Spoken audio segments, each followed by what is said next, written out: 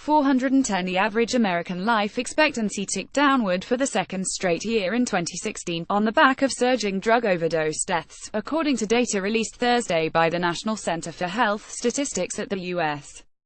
Centers for Disease Control and Prevention. And while the nation hasn't experienced a back-to-back drop in life expectancy since the 1960s, the CDC says the opioid crisis is shaping up to extend this decline for a third consecutive year, a milestone that hasn't been seen since the Spanish flu pandemic in 1918.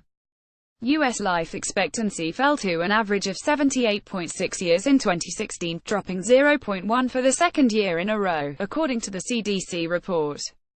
The slide was driven by higher death rates among young and middle-aged Americans, with those aged 2,534 experiencing the largest increase. The death rate among Americans aged 65 and older actually inched downward between 2015 and 2016. The overall decline in longevity came as drug overdose deaths exploded in 2016 to a total of 63,600, around 42,000 of which involved opioids, according to CDC data. Although these numbers have been rising steadily since 1999, the 21% jump in deaths over 2015 was the largest annual increase so far.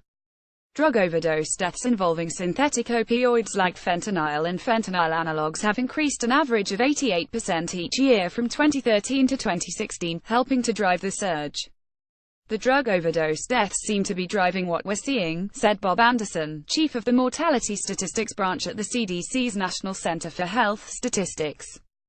It's certainly a key factor in the decline over the past 2 years. The United States hasn't seen 2 straight years of falling life expectancy since 1962 and 1963, amid a deadly outbreak of influenza, and the 1-year decline in life expectancy measured last year marked a first since 1993, at the height of the AIDS epidemic.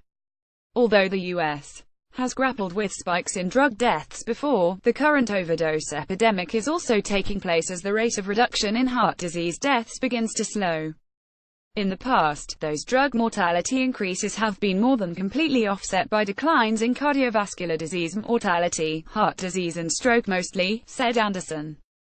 But now those declines have slowed down and kind of flattened out.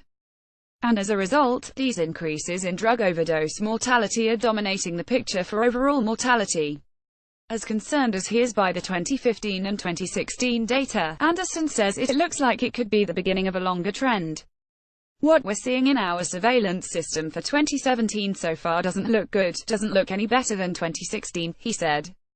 Assuming that things kind of stay the way they are with other causes of death, and the drug overdose mortality goes up, I think we're in for more of the same and maybe a third year in a row of declining life expectancy, which we haven't seen for 100 years, since the Spanish flu in 1916, 1917 and 1918.